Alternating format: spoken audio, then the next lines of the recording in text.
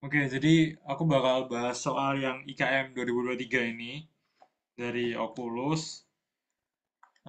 Terus nanti kalau misalnya ada yang salah atau ya apa, tolong ingetin ya. Soalnya aku belum baca, maksudnya belum nyari sesuatu di PPT. Cuman aku kemarin udah sempat kerjain apa ya sebisaku gitu. Oke, yang pertama ya. Kasus Minamata adalah keracunan yang disebabkan oleh bla bla bla. Seingatku ini metil merkuri sih. Kalau misalnya di Minamata itu. Kalau dulu aku pernah lihat itu kayak jarinya itu jadi apa ya, kecil-kecil kayak orang tua kayak gitulah, keracunan merkuri itu di Teluk Minamata. Terus juga lanjut, salah satu sifat agen yang berhubungan dengan host pada penyakit infeksi adalah patogenitas. Gitu. Patogenitas ini setahuku adalah kemampuan untuk bisa eh, menimbulkan gejala ya, nggak salah. Jadi kalau misalnya DE kena itu bakal ada gejala.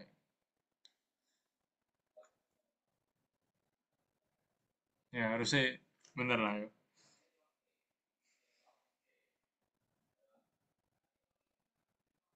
Oke, terus lanjut. Setahu kalau misalnya yang berat atau fatal ini virulensi sih. Terus yang menimbulkan fatal talk itu case fatality gitu. Tapi berat sama fatal itu virulensi gitu. Terus lanjut, hal yang dapat dipelajari dari eh, kasus malaria ya. Kasus malaria ini di PPT itu ada sih, setauku dia jawabannya ABC semua gitu. Jadi nggak akan terjadi di area yang tinggi gunung, nggak akan terjadi di padang pasir, sama kalau ada program pemberantasannya sukses gitu. Kayak sekitar OAC ini kan soalnya ada genangan air ya.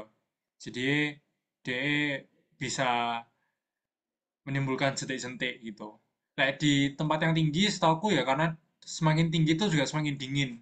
Dingin itu ya kering gitu. Jadi harusnya bakal kesusahan juga kalau misalnya disuruh pakai nyamuk gitu. Jadi ABC harusnya bener ya. Terus 4, ekotoksikologi. Setahu aku ini kayak ada pilihan yang ke E gitu sih. Kalau misalnya dari soal-soal tahun sebelumnya, itu kayak ada tentang kayak toksinnya di lingkungan itu gimana sampai ke manusia terus reaksinya gimana gitu. Kalau nggak salah ya, kalau nggak salah ada pilihan lainnya sih. Nggak cuma 4 ini. Jadi aku bakal pilih ini. Tapi kalau misalnya cuma 4 ini, ya paling ya apa ya? Ya antara A atau B sih. Kayaknya lega lega C sih. C karena dia berhubungan sama lingkungan sih. Itu. Aku kurang tahu ya. Tapi setahu di soal lain itu ada yang ini apa pilihan E-nya gitu. Yang nomor 5 ini juga aku kurang tahu ya. Setahu aku kalau misalnya HPV itu dia papillomavirus. Papillomavirus itu dia bukan keempat ini sih. Dia virus DNA. Jadi mungkin ini di opsi yang lupa gitu.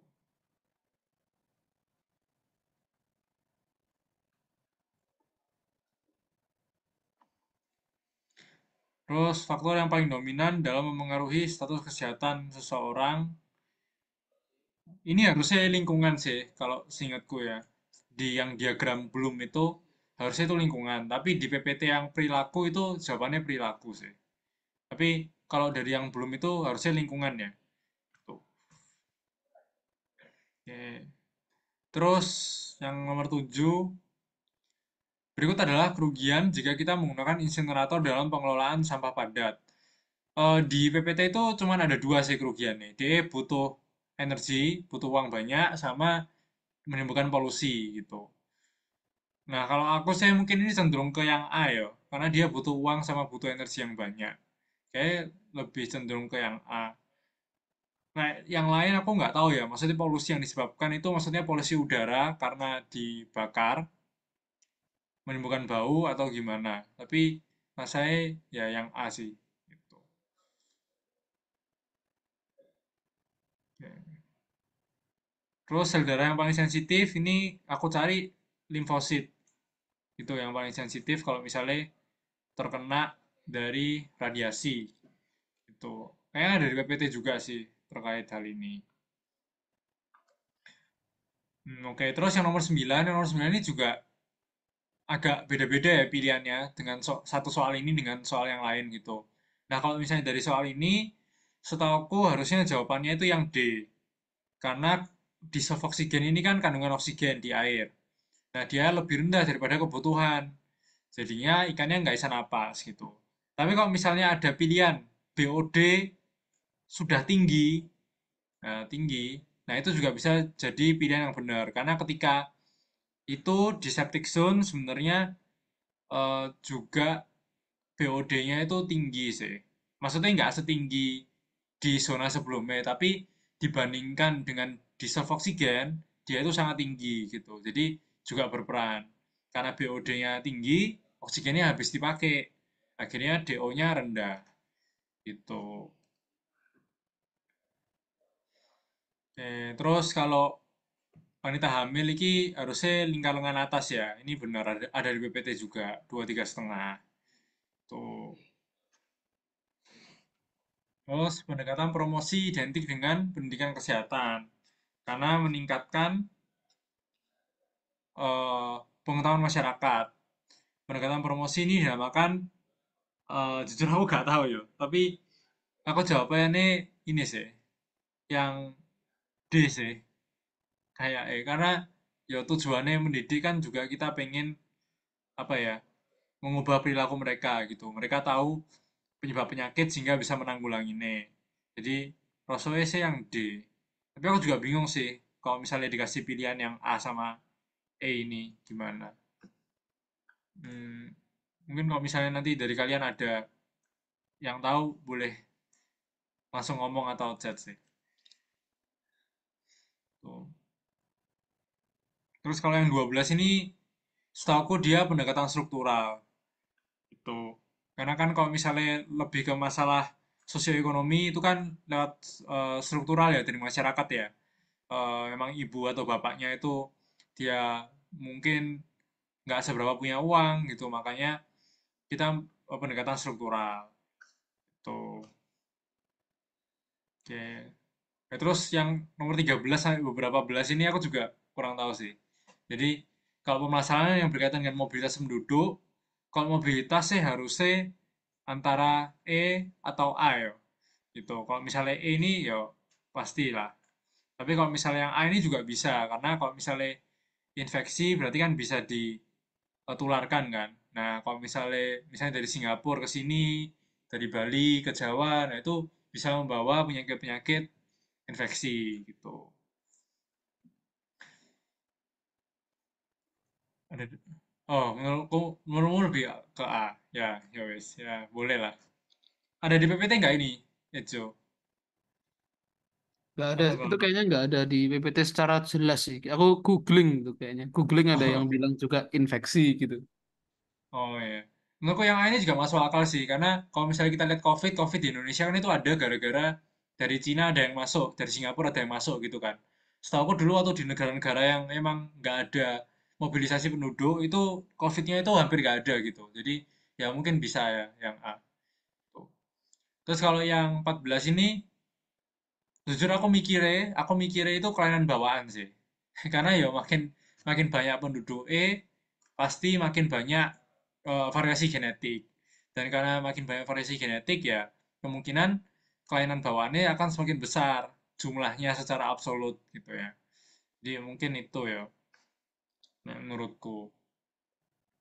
Kalau perubahan gaya hidup itu mungkin lebih terkait sama penyakit metabolik gitu.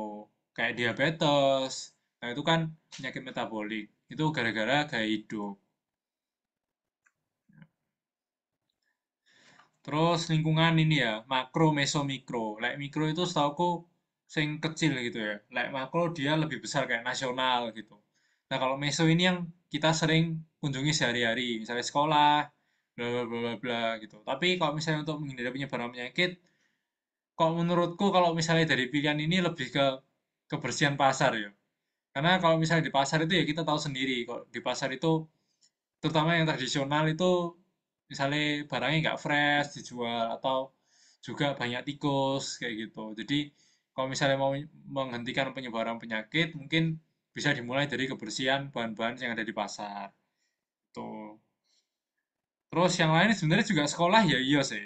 Sekolah kan biasanya tular-tularan ya. Misalnya di FK sendiri ya batuk pilek itu nggak pernah selesai. Karena ya teman-temannya batuk kita juga ikut. Tuh. Jadi tapi aku lebih ke pasar sih kalau ini. Kalau sekolah ini dulu waktu SMA aku aman sih. Jadi kayaknya lebih ke A. Tuh. Oke, terus lanjut. eh ini ya, sensi spesi ya. Kalau misalnya ditanya probabilitas menerima hasil positif, itu harusnya nanyae ke eh, positif predictive value ya harusnya, seingatku. Tapi kalau misalnya ditanyai pasien menerima pasien menderita penyakit kalau positif itu dia kesensitivitas gitu. Jadi bedanya gitu. Kalau sensi itu dia pasien beneran sakit per yang positif. Kalau PPV positif predictive value itu pasiennya positif dari yang beneran sakit gitu. Jadi ditanya hasil positif ya positif predictive value harusnya. Mm-mm. Berapa probabilitas hasil tes negatif dan tidak terkena penyakit? Eh, Negatif dan tidak terkena penyakit. Itu dua-duanya dihitung, P. Ada di PPT. Dua-duanya dihitung.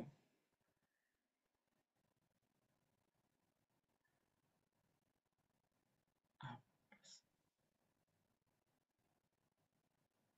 iki ta.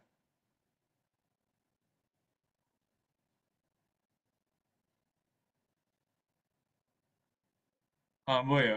Gak tahu aku. Lek dari definisi A per A plus B. Bentar ya.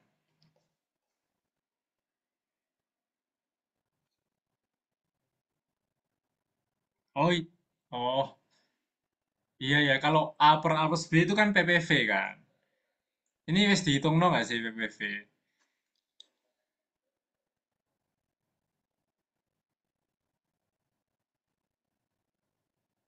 Lek menurutku kalau misalnya udah dikasih kayak ginian nggak usah dihitung sih.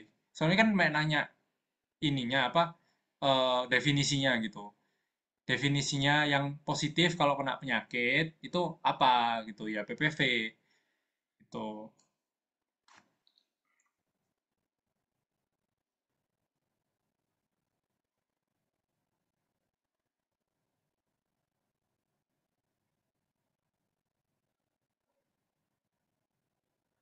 Enggak sih kayak aku nggak ngitung A berapa, B berapa, C berapa, D berapa sih harusnya.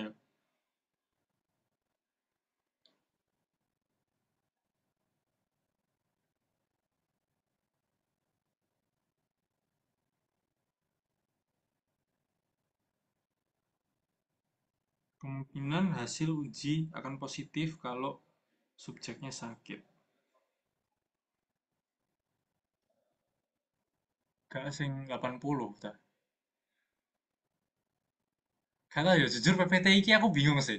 PPT iki eh bertolak belakang sama definisi ya gitu loh. Misalnya gini ya. Sensitivitas itu kan dia rumusnya itu eh, gini. eh Sensi itu kan A per A plus C nggak sih? Nggak salah.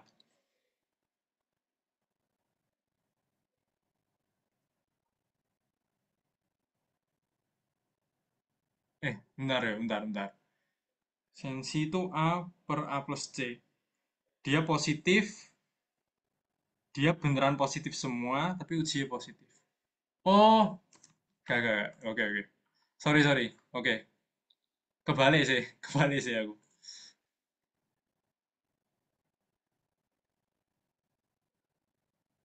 Oke, oke. Kebalik, kebalik, kebalik. Sorry, sorry.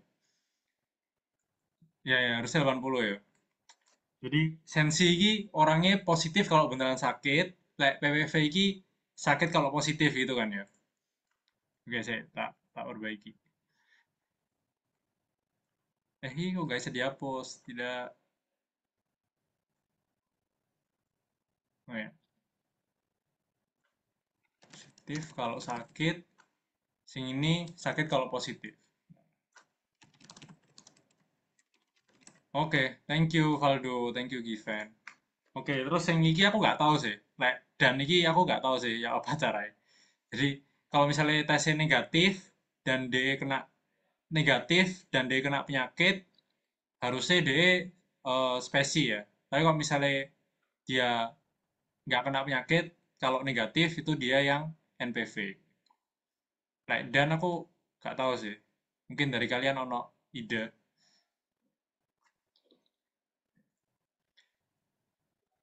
Oke, terus ini kayaknya nanti ada di soal yang lain deh, yang lebih proper penjelasannya. Oke, bentar. Siki yo. Kebutuhan protein wanita dengan TB 150, BB 50 kilo.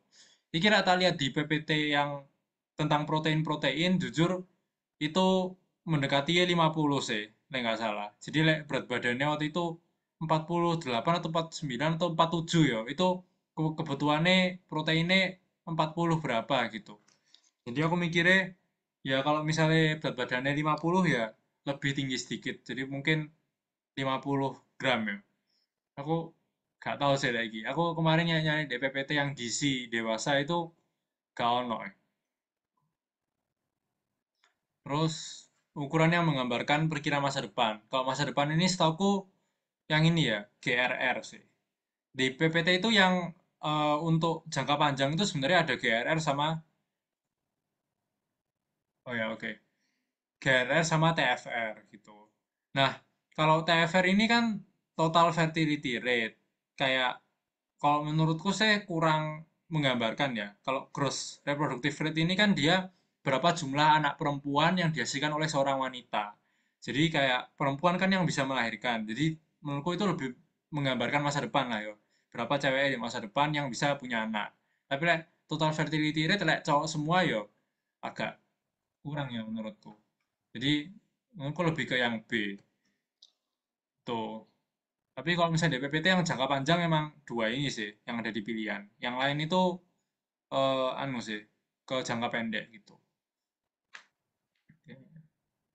Terus untuk doubling time ya ini waktu untuk melipat dua jumlah populasinya. Terus permasalahan kependudukan, distribusi tidak merata. Ini juga kelemahan antropometri. Ini benar sih, benar, benar, benar. Ya ini sih yang E sih. Yang E itu kelemahan ya, karena kalau misalnya ada penyakit lain yang ternyata di luar gizi, di luar asupan gizi, ya mungkin antropometrinya itu kurang bisa dipakai gitu. Ukuran antropometri masa lalu tinggi badan.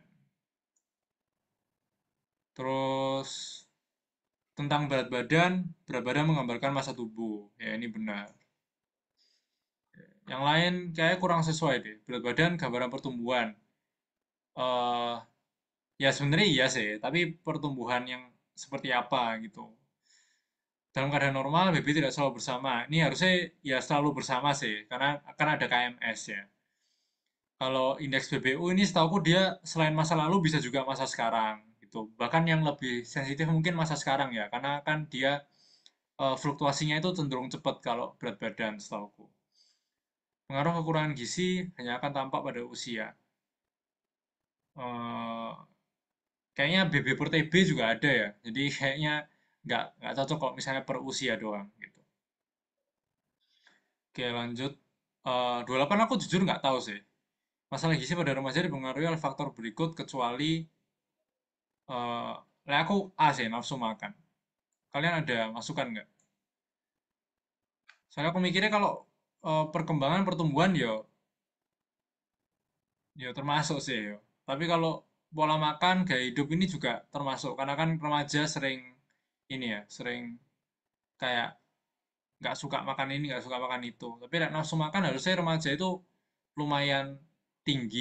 Tapi masalahnya dia suka makanannya atau enggak.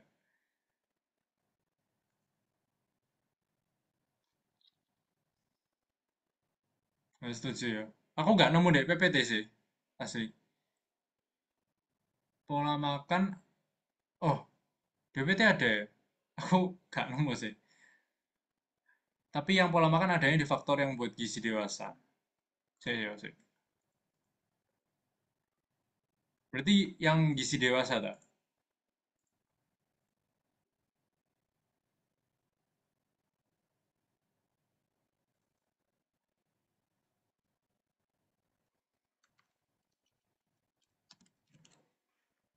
Oh ya, nafsu makan ada sih. Nafsu makan, penimbunan lemak.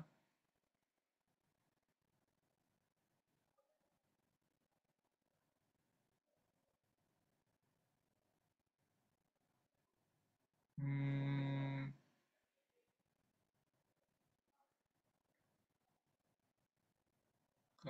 kalian ya apa? D. Gaya hidup.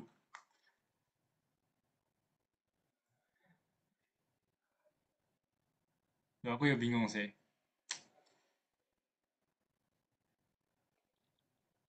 Terus yang salah tentang...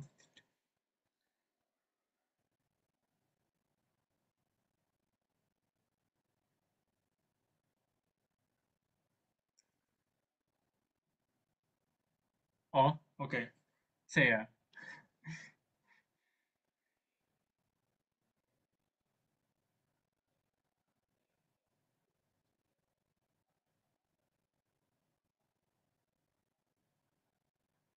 Oh, kalian malah gaya hidup.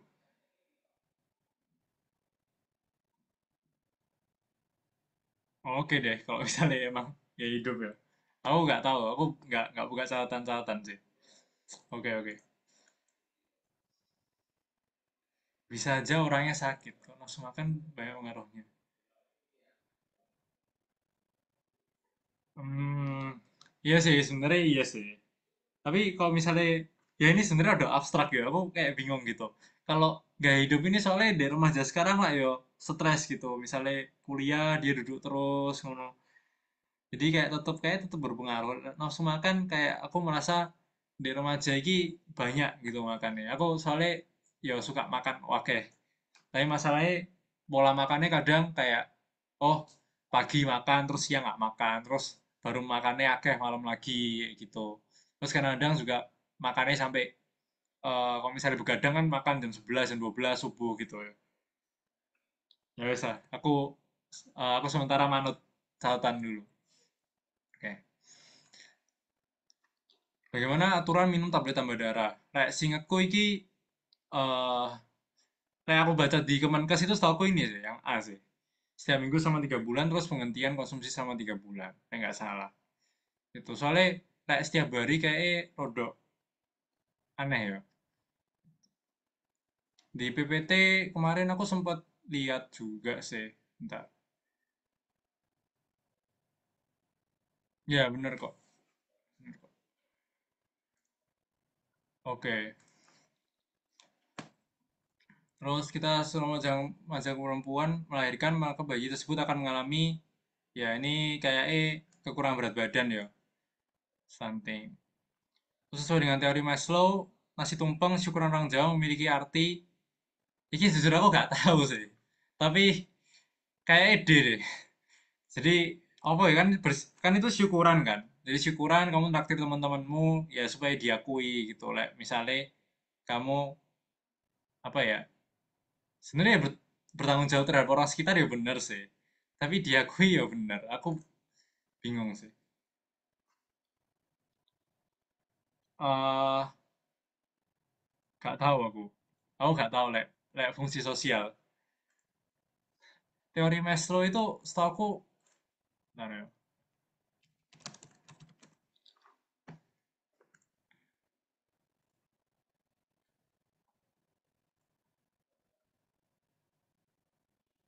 gak tahu ya.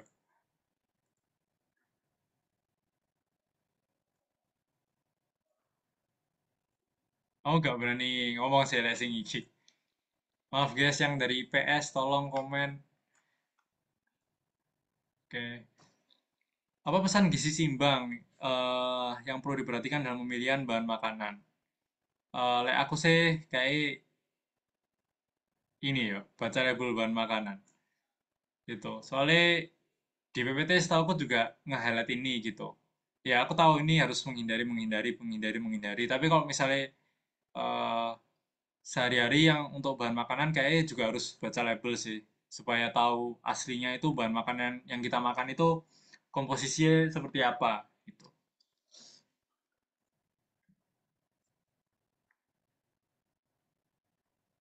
Oh ya wes. Oke, maaf guys, nggak tahu aku. Oke, tiga-tiga yang benar tentang pengawasan tempat. Iki aku bingung sih. Like minimal sih harusnya minimal 1 kali per tahun ya. Kalau misalnya aku baca di peraturannya undang-undangnya gitu. Setauku ya, 1 kali per tahun. Tapi ada juga yang bilang em, apa ya kayak pengawasannya kan ada beberapa aspek kan. Ada aspek apa itu ada yang sekali dalam sebulan atau sekali per 6 bulan juga bilangnya. Tapi kalau misalnya paling minimal ya 1 kali per tahun oleh puskesmas, setauku gitu.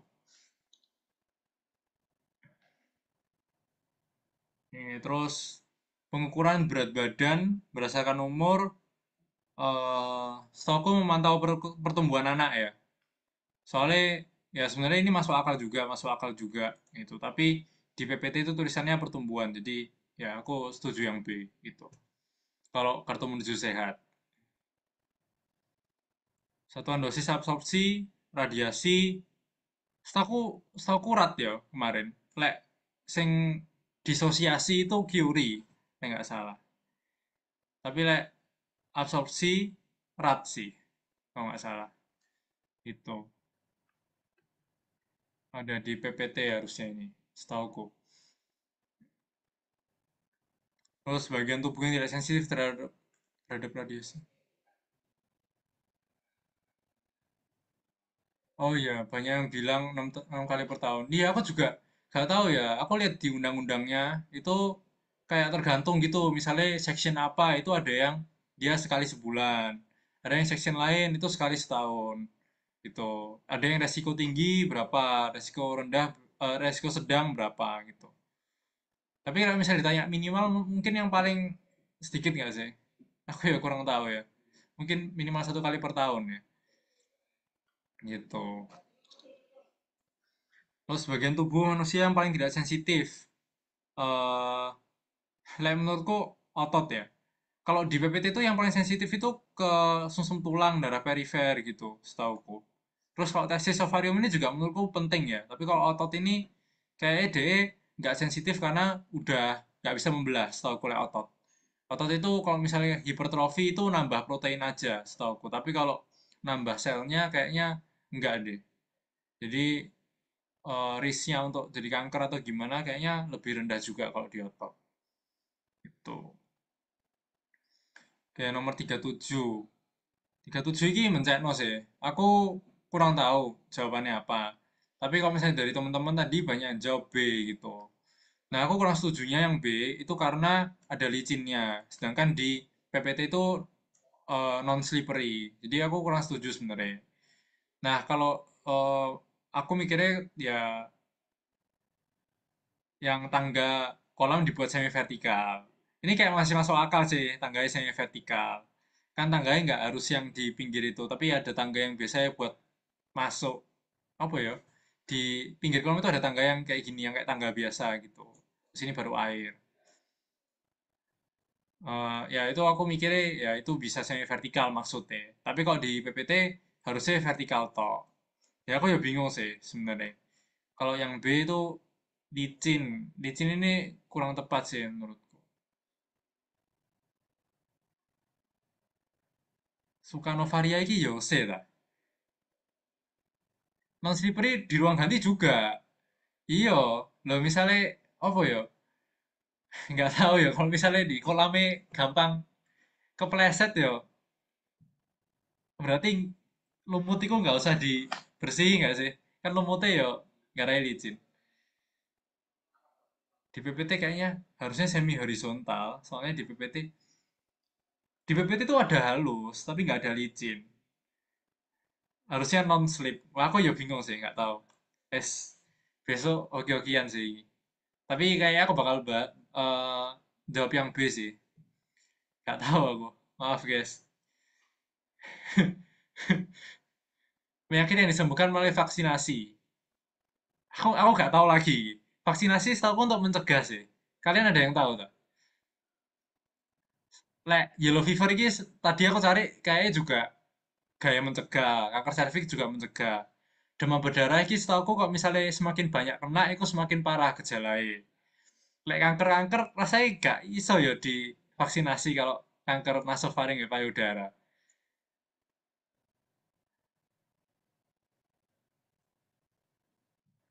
Iya, aku juga. Tapi HPV ini kan, iya sih, ya aku setuju-setuju aja sih kanker cervix. Tapi kan itu gak menyembuhkan toh, itu mencegah gak sih? Atau menyembuhkan itu?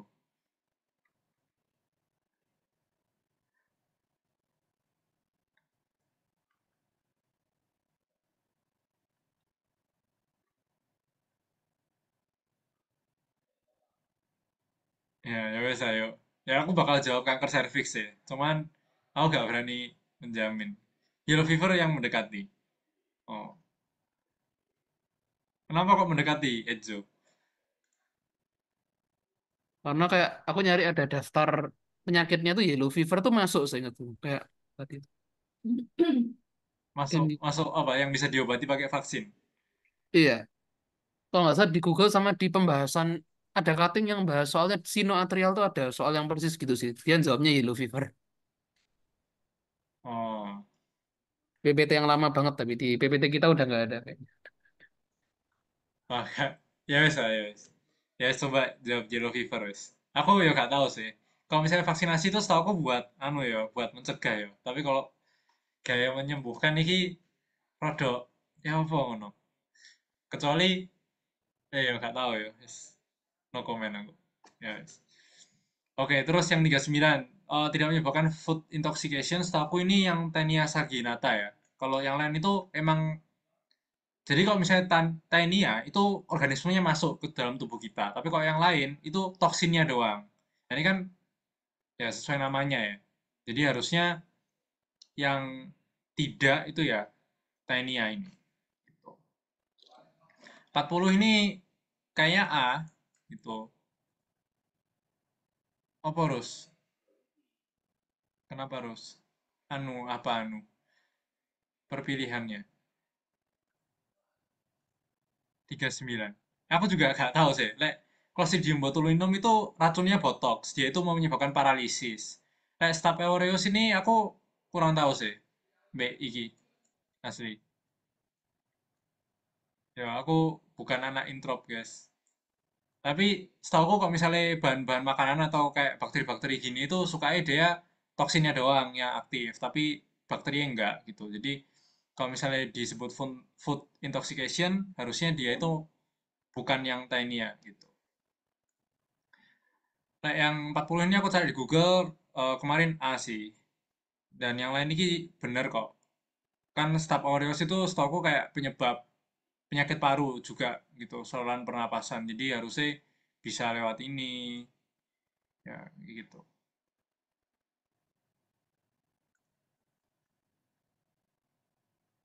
Google Staphylococcus itu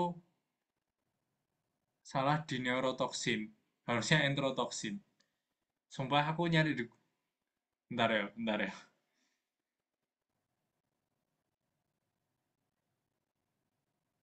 Neurotoksin Staph aureus.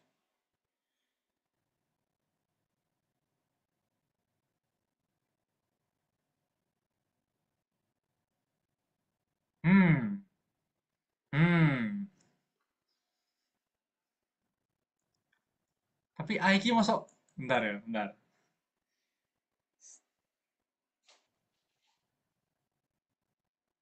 Oh,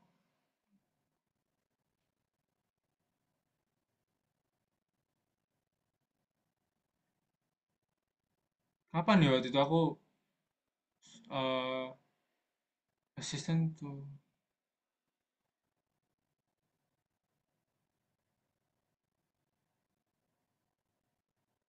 Jujur lah misalnya aku cari di Google iki ya bilangnya kalau misalnya di dipanasin dalam suhu 160 derajat Celcius for at least an hour itu baru sensitif sih.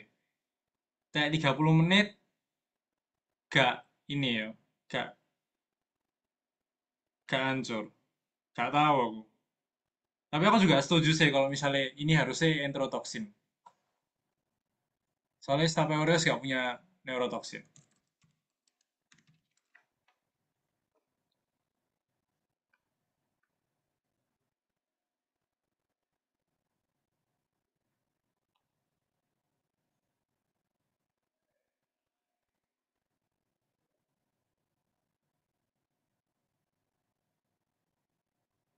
Oke,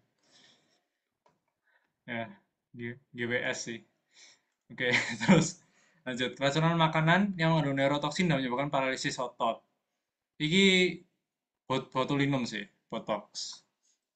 Ya. Perokok beresiko mengidap, kalau di PPT sih jantung koroner ya, yang ada hubungannya sama penumpukan lemak-lemak kerak-kerak itu.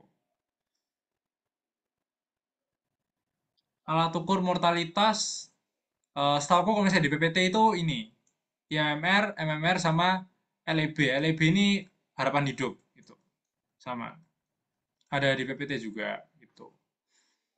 Terus ya ini recycle lah ya. Udah jelas kalau dikumpulin terus dibuat baru. Pengolahan ini juga ngeselin sih. Kalau dari cutting itu jawabannya yang C. Tapi dari aku kayaknya yang D sih. Soalnya di PPT itu kalau misalnya dilihat itu ada insenerasi, ada autoclave, dan juga disinfektan gitu. Tapi aku ya bingung sih. Maksudnya ya apa?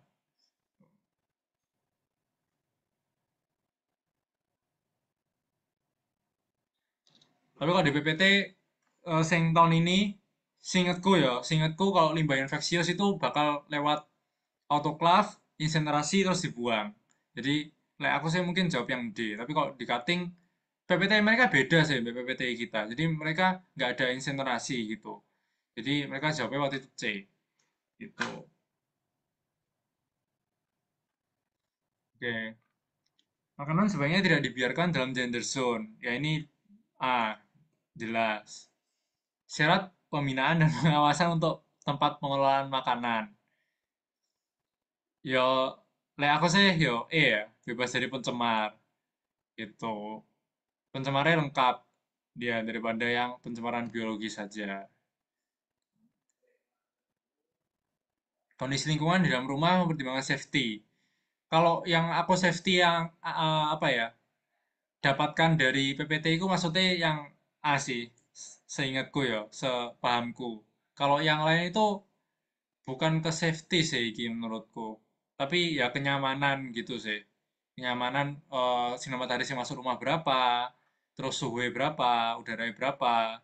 Terus barang ini bukan safety ya, ya kenyamanan juga gitu. Tapi safety ya desain bangunan yang aman. Misalnya kalau ada gempa, deh tetap bisa berdiri kayak gitu. Life cycle of dioxin ini eh aku udah gak paham sih, tapi rasanya D. Karena ada yang berpendapat di A nggak?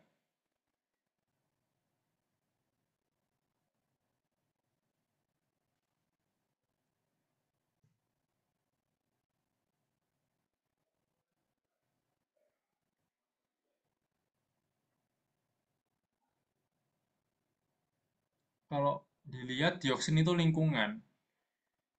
Tadi aku sempat nyari kok dioksin ini.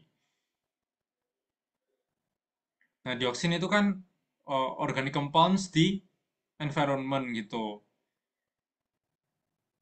Nah, eh, aku tadi baca juga kalau misalnya dari makanan itu penyajiannya kayak kebanyakan dibakar atau gimana, itu dia banyak dioksinnya gitu. Nah, ya aku akhirnya jawab yang D. Kayak gitu sih. Soalnya ada penghidangan ini gitu. Nah, tapi kalau misalnya aku lihat dari ini apa ya? Dari di Google juga ada yang bilang kalau misalnya misalnya kayak dari lingkungan ada bahan yang dimakan sama eh, sapi gitu. Terus sapinya kita makan. Nah, nanti bakal numpuk di tubuh kita dioksinnya gitu. Nah, aku yo bingung sih. Maksudnya persiapan ini persiapan siap opo dan juga lingkungannya itu maksudnya lingkungan gimana?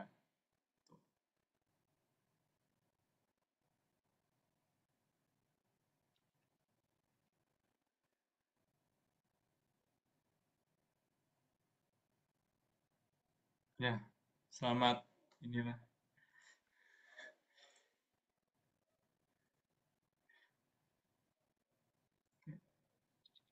Oke, terus eh data dari kunjungan rumah, luas rumah di atas berapa berapa berapa. Eh di PPT itu aku juga agak bingung sih. Dia nulisnya 1,2 meter persegi per orang. Tapi harusnya kalau dari punya ini ya, punya Indonesia itu rata-rata butuhnya dia 6 sampai 9. Ada yang bilang 7,2. Kayak misalnya 7,2 ada 6 orang, harusnya sekitar berapa? 7,2 7 kali 6 itu 42 ya. Sekitar 50 meter persegi lah dia gitu. Tapi kalau misalnya pakai standar internasional itu setahu aku 12 deh. 12 kali 6 orang berarti 72 itu. Terus aku gak tahu ya. Iki dia ikut standar yang mana tuh. Tapi kalau dari dokter Sulis bilangnya 10.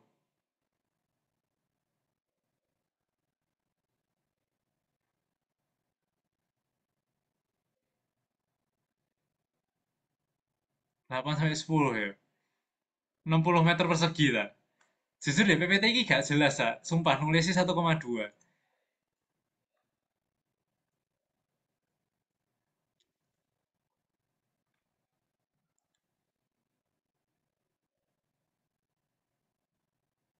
Tapi 1,2 itu kayak gak masuk akal sih. Cuman 7,2 meter. Ya aku gak ngerti lah. Ini pertimbangan yang ngasih soal ini tanpa standar yang jelas itu apa. Ya, lek aku sih 6 orang pengennya 120 meter persegi ya. Kan lek makin sugih makin luas rumahnya sih aman ya. Jadi tergantung pakai standar apa ya. Kalau misalnya emang dapat oke. Per orang kali 9. Di selatan satu orang minimal 4.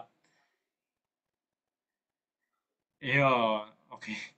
Ya wis ya, berarti sepakat 60 ya.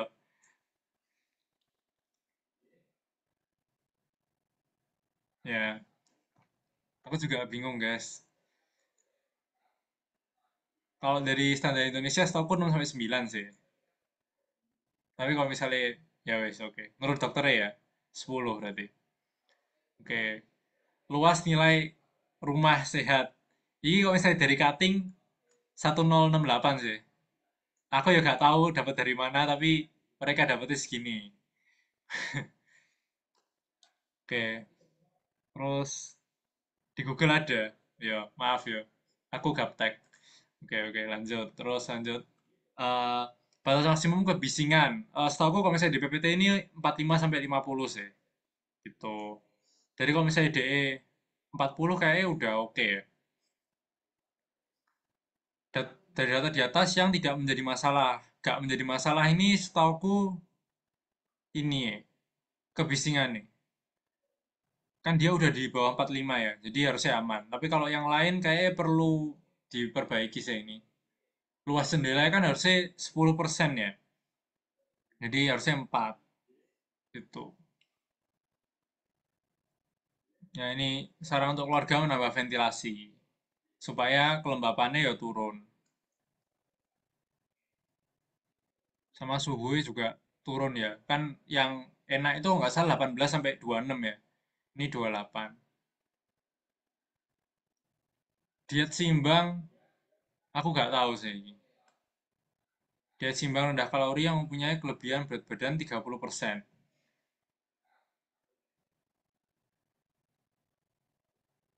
ada di PPT tadi. Aku gak tahu ya.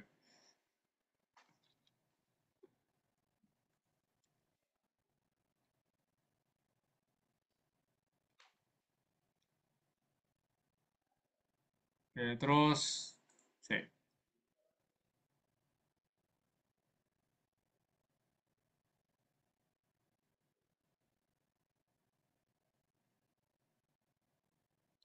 yang nggak normal 0,5 sampai 1.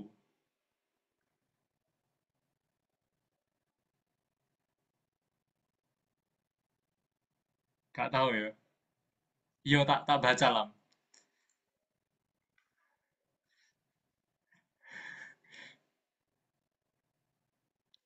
Ya nanti ya, aku nggak tahu sih kalau ini. Di PPT aku gak ono sih.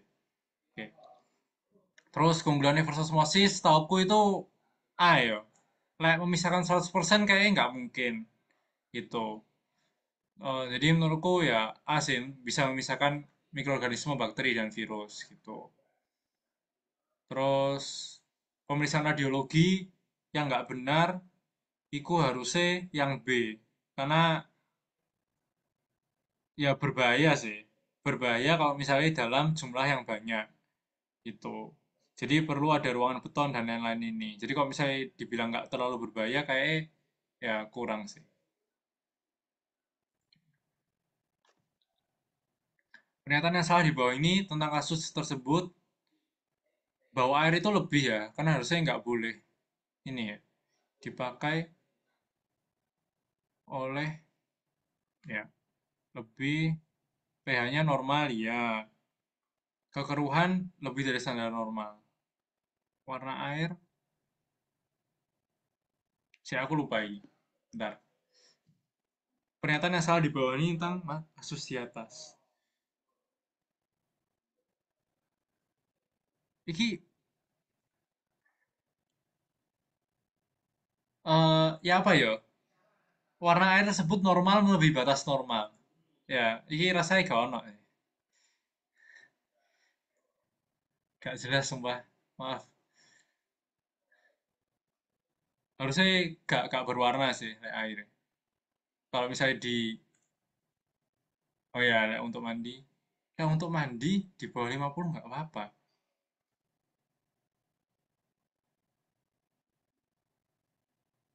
Ya, pokoknya pokoknya gak normal lah.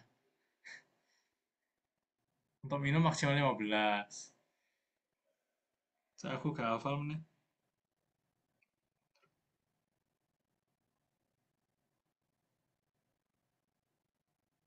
Bentar, aku cek.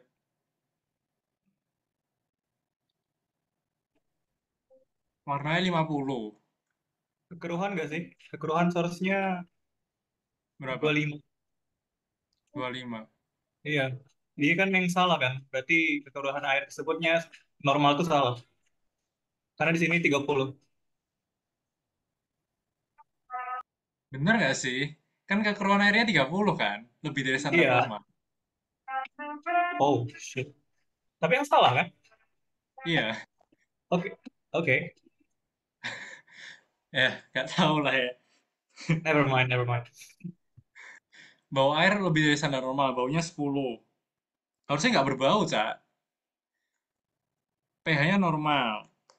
Eh, Kalau seingatku itu yang untuk minum itu di bawah 5. Kalau misalnya untuk dipakai itu di bawah 25. Jadi kalau menitnya 20 kayaknya itu batas maksimalnya. kenapa tim? Kalau kalau untuk kekeruhan itu maksimal untuk air mandi itu 25 seingatku B. Jadi kalau kekeruhannya udah 30 itu udah melebihi untuk air mandi sama air minum. Oke, terus. Jadi kayak mungkin sih.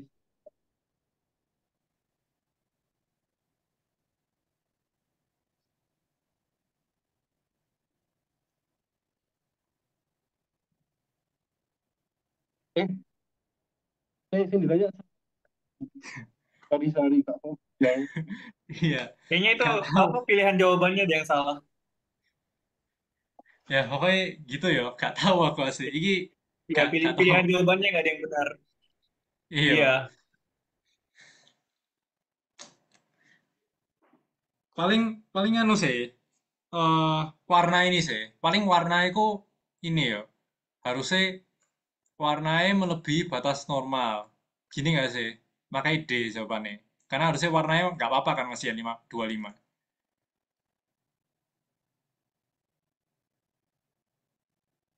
setuju, setuju, setuju. Kalau ini bener nggak sih Given? Belum memenuhi.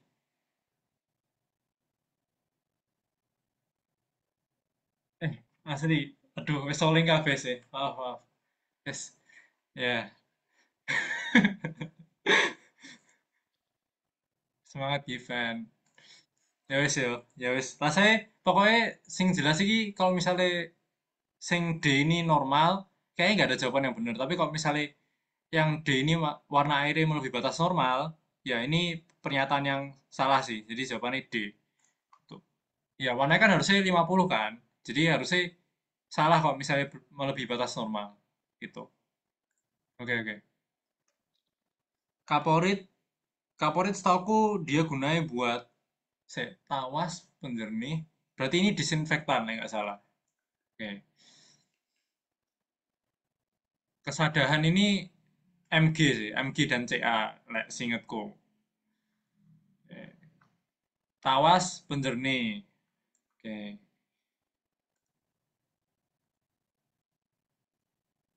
Ya, bentar ya.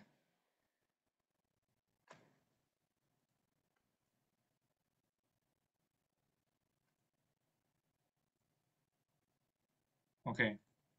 Lanjut. Yang tidak termasuk prinsip dasar. Iki setauku D sih. Yang lain ini ada di PPT, setauku. Lek ionisasi ini gak terlalu wajib lah ya, tapi salah satu cara untuk menjernihkan air, sing pakai ozon-ozon itu gak tahu sih aku. Tapi lek sing empat ini wajib sih kayaknya. Gangguan penyakit dengan kolam renang, kayak D ada di PPT. Selain ini ada swimming-swimming ya. Ini setahu mengonsumsi prebiotik gitu. Karena prebiotik itu kayak apa ya, makanan yang mempercepat pertumbuhan bakteri baik gitulah ya. Tapi kayak probiotik itu makan bakteri langsung. Kayak bagusan kalau yang ini sih.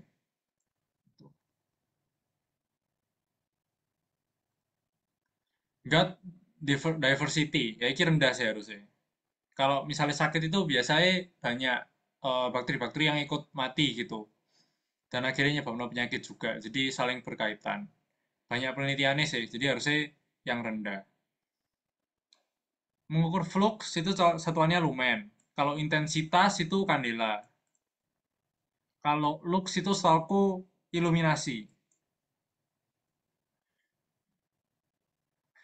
Keracunan makanan alkyl merkuri. Kalau alkyl merkuri itu di PPT saraf nggak sih? Kelainan CNS ya. Jadi kemungkinan kalau dari aku yang D sih. Karena berkaitan sama CNS ya ini. Kalau yang lain kayak kurang lah ya. Itu.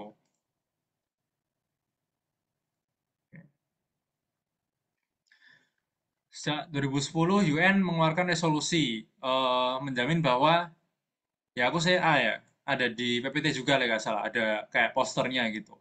Kalau jarak kayaknya 1 kilo lah nggak salah. Terus saya waktu itu 30 menit. Terus harga ini aku lupa sih berapa berapa persen, 3% atau berapa gitu. Pokoknya jauh lebih rendah deh. Aku lupa. Kayak gratis enggak ya? Untungnya negara dari mana? Kan kasihan negaranya. Oke, lanjut. Eh, Kolera ini ada di PPT kayaknya yang E gitu, setauku. Soalnya dia kayak air hujan atau gimana gitu, dia membuat koleranya bisa jadi patologis gitu. Jadi ini ada yang ngirim di WA 0,5 sampai 1 kilo. Hmm, jujur aku ya gak tahu sih. Tak tandai dulu ya.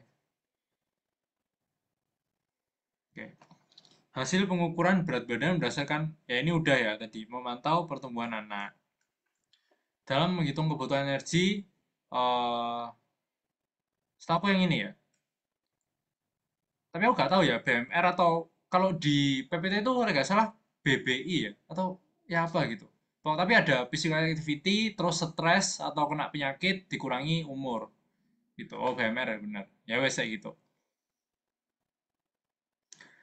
Berikut adalah yang relevan dengan bonus demografi. Kecuali bonus demografi itu setahu aku harusnya usia reproduktifnya itu tinggi. Sorry. Usia produktif itu tinggi. Jadi ini benar-benar. Aku gak tahu ya. Iki sing harusnya produktif gak sih? Kurang tahu ya aku. Harusnya kalau misalnya bonus demografinya kecuali harusnya proporsi usia produktifnya paling rendah. Karena harusnya kalau bonus demografi ya dia angka ketergantungannya rendah sehingga produktifnya itu lebih tinggi gitu. Case fatality keganasan penyakit karena banyak yang mati. Eh, berapa rasio hasil positif dan penderita prostat? 100 pria menderita prostat. Dideteksi dideteksi positif prostat 90 pria.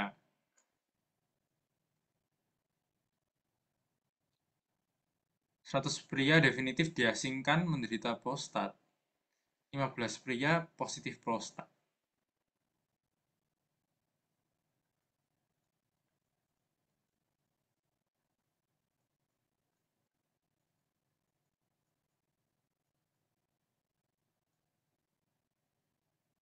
Bener gini nggak sih yang tabel itu? Hmm. Uji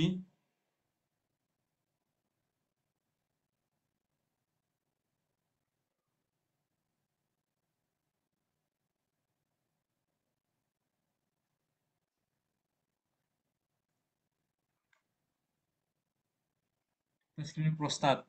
100 100 pria terbukti positif memiliki 90 PSA. Iya, tapi gak jelas gak sih? Gak tahu ya. 100 pria terbukti negatif memiliki. Bentar. Oke, oke. Ya aku pernah buat ini ya deh. Dibuat tabelnya kan ini. Bentar.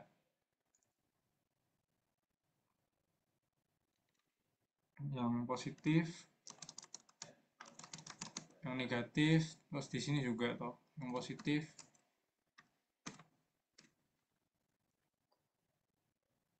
Bentar. Terus yang ujinya positif.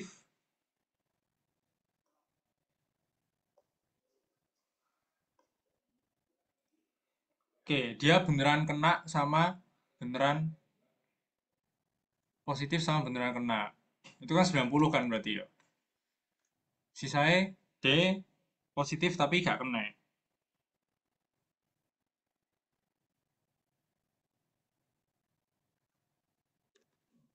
Oke. Terus satu E 100 pria negatif kan. Negatif yang negatif tapi dia uji positif ada 15.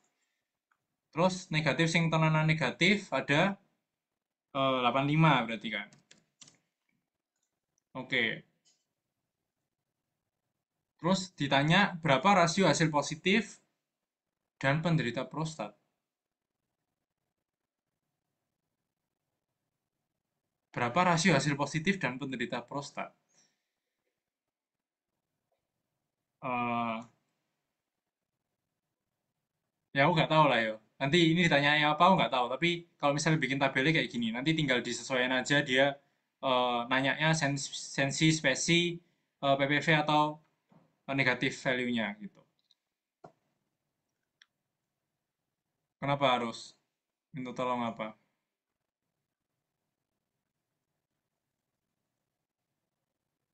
Oh, aku ya oke, aku nggak tahu ini bener atau enggak ya. Tapi tolong anu. Pokoknya kalau misalnya eh buat tabel iki kan yang di sini tuh yang kamu beneran ini beneran sakit, ambil beneran positif. Terus ini beneran beneran positif, CC. Dia beneran positif, tapi hasil ujinya negatif. Gitu. Bener nggak sih? Oke. Terus kalau misalnya dia sensi, sensi itu kan eh, positif dalam subjek yang sakit. Berarti dia kan, ya subjeknya sakit apa? Subjeknya sakit kan ini. Diambil yang positif itu. Berarti 90 per 100. Itu nggak sih? Lek sensi yo dari yang semua negatif ini, dari yang semuanya nggak sakit, diambil sing beneran negatif. 85 per 100. Lek positif predictive value, harusnya dia berarti ngambil yang sakit dari yang positif. Berarti 90 per 15. Kalau yang negatif predictive value, berarti ngambil yang beneran negatif dari yang ujinya negatif. 85 per 85 plus 10. Nah, harusnya gini sih. Sensi, spesi, PPV, NPV. Oke, semoga benar ya. Sensi itu berarti positif dari yang sakit. PPV, sakit dari yang positif. Oke. Eh, ini aku nggak tahu sih 75, tapi rasanya B deh. Mengetahui penyebab ya. Coba mungkin yang, yang lain ada masukan ya. Aku kurang tahu deh.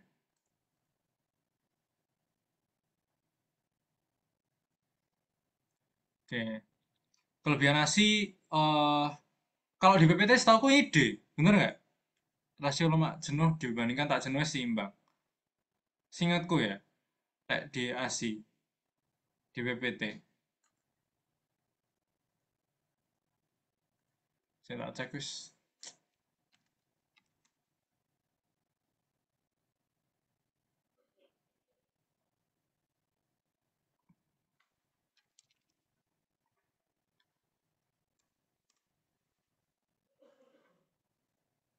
Oh ya wis benar ya wis.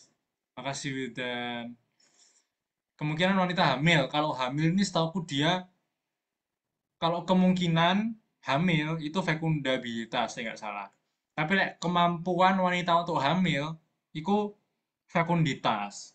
Kalau kemampuan wanita untuk hamil habis itu kon ngelahirno, itu nggak salah fertilitas. Oke. Kalau reproduksi ini setahu kemampuan untuk menghasilkan anakan yang perempuan lagi, nggak salah ya. Makanya GRR, reproductive rate itu cuma ngitung yang perempuan, kalau nggak salah. Berikut yang berpengaruh pada dewasa. Cek, aku sengaja nonyi. Bentar. Setahu perilaku edik ini ya. Terus, bentar, nomor berapa 78? Ada di PPT sini. Oh ya, umur ya. Yang paling nggak, umur. Ini ya. Adi 38 tahun, pola hidup yang harus dilakukan. Kalau makan satu sendok, harusnya kalau garam itu setahu aku satu sendok teh ya. Jadi harusnya salah. Protein 2 kali anjuran aku nggak yakin sih. Kurangi makan ini juga salah. Jadi harusnya yang E. Kalau yang harus dilakukan ya. Ini juga yang bukan merupakan faktor hipertensi harusnya yang E juga. Karena kalau misalnya karbohidratnya nggak terlalu banyak, harusnya nggak apa-apa sih. Anak Ahmad nggak mau makan. Aduh, aku nggak tahu ya. Anak Ahmad nggak mau makan. Kalau aku sih tetap E ya. Itu. Lek memberikan makanan kesukaannya kalau sukanya nggak sehat gimana kan ya sulit. Terus setauku kalau misalnya porsi kecil tapi sering ini nggak baik sih setauku. Jadi nggak boleh dilakuin. Semaunya juga nggak boleh sih. Porsi banyak juga nggak boleh ya. Tapi menurutku tetap yang E ya. Pokoknya sesuai dengan kebutuhannya gitu. Zain adalah bayi kurang gizi berusia 5 bulan. Di PPTC, Iya ta. Aku nggak tahu. Aku seingatku dosennya yang jelas itu nggak boleh makan makan terus gitu, nggak boleh makan terus tapi sering kayak kecil tapi sering-sering itu nggak boleh. Oh DPTC, oh ya wes kayak gitu. Ya wes. Aku manut ya. Oke, terus lanjut. Zen adalah bayi yang kurang gizi dalam berusia 5 bulan. Yang bisa memperbaiki gizinya adalah, setahu aku 5 bulan itu kan ASI sama ini ya, ASI sama air apa itu? Lali aku. Air nasi, air buah, nasi, air buah sama bubur bubur nasi apa gitu. Tapi kalau misalnya kekurangan gizi aku kurang tahu ya. Menurutku ASI sama pengganti ASI sih, gitu. Ya. Kalau misalnya dikasih susu formula kayak jangan ya. Terus makanan ini juga aku nggak tahu ya spesifikasi makanannya ya apa. Jadi paling ASI. Hmm. 5 bulan ini bubur tim saring setauku. 78 78A umur. Oke. Soalnya kan pembagian itu 0 sampai 3, 4 sampai 6 ya setauku. Terus 7 sampai 9 sama 10 sampai 12 gitu. Ini ASI doang, ASI air buah bubur tim saring, nasi air buah nasi tim saring sama ASI air buah nasi tim lembek setauku. Tuh.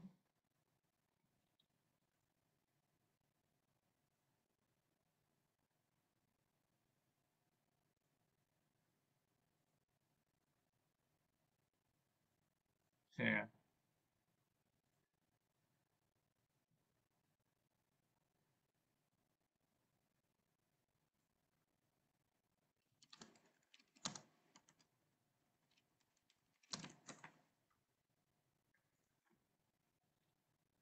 Oke, oke. Terus tidak semua diagnostik tes akurat. Dibutuhkan tenaga dokter untuk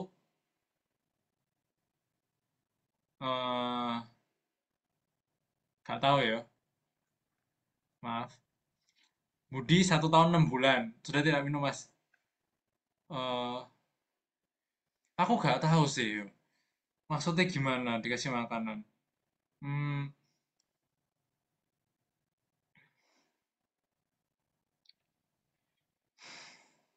angel sih. Aku bukan dosennya sih. Lah aku sih dosennya juga nggak apa-apa sih. Misalnya makanannya ini maksudnya air buah dan bubur saring gitu.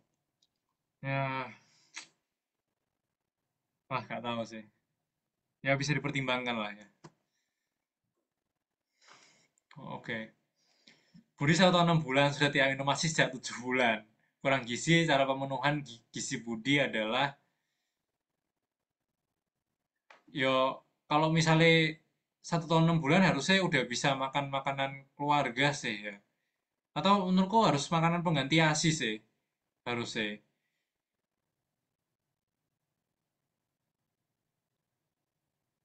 Oke, pengetahuan skop PH, siap, siap, siap. Oke, kata Wildan setelah 6 bulan baru boleh dikasih pengganti ASI. Siap, siap, siap. Boleh, boleh, boleh. Ya wes, lagi tuh paling ASI doang ya. Gak tahu aku. Masalahnya dosennya bukan UNICEF sih, aku ya bingung. Oke, di Indonesia satu faktor penyebab langsung masalah gizi kurang adalah eh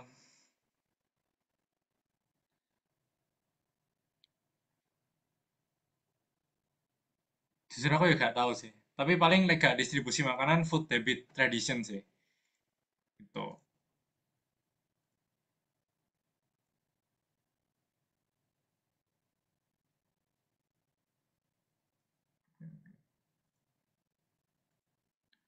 Ya, terus ada infeksi. Sumpah infeksi penyebab langsung.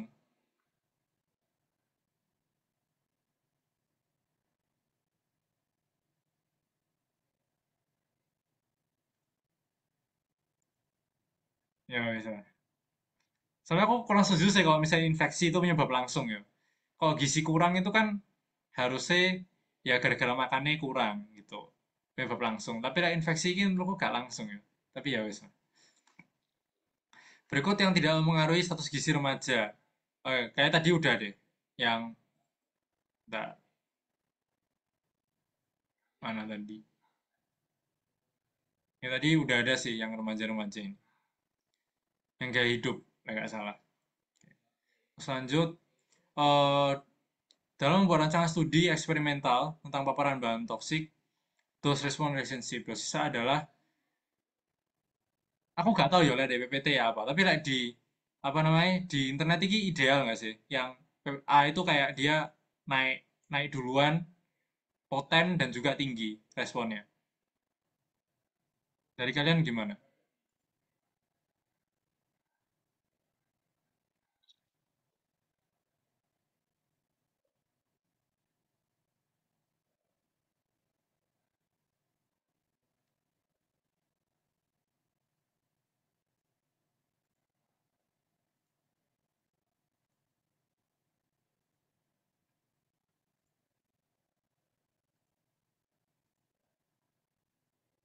Oke, oke. Ya wes paling C ya. Terus aku di apa namanya? Di Google itu yang A itu dia kayak naik gitu, yang B itu kayak poten tapi gak seberapa naik. Terus yang C itu lama naiknya tapi dia tinggi gitu. Hal yang bisa didapat, ini yang nggak salah jumlah balitanya banyak ya. Iya, ya. Jadi ini tipe yang ekspansif gak sih, nggak salah ya. Dia, bukan ekspansif sih. Oh ya, balitanya banyak, ekspansif sih sebenarnya, nggak tahu ya. Oke, terus grafik hijau menunjukkan tidak terdeteksi, merah terdeteksi. Apabila balok digeser ke kiri, yang bertambah adalah eh jujur menurutku tambah ke kiri itu kan berarti semakin banyak yang nggak terdeteksi kan. Jadi paling menurutku yo harusnya negatif palsu sama negatif palsu, saya yang nggak sakit dari yang negatif.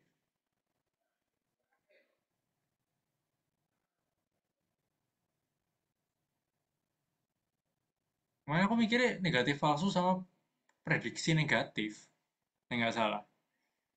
Aku agak lupa deh gitu. Soalnya kalau misalnya semakin ke kiri berarti kan apa ya? Kayak semakin ini nggak sih?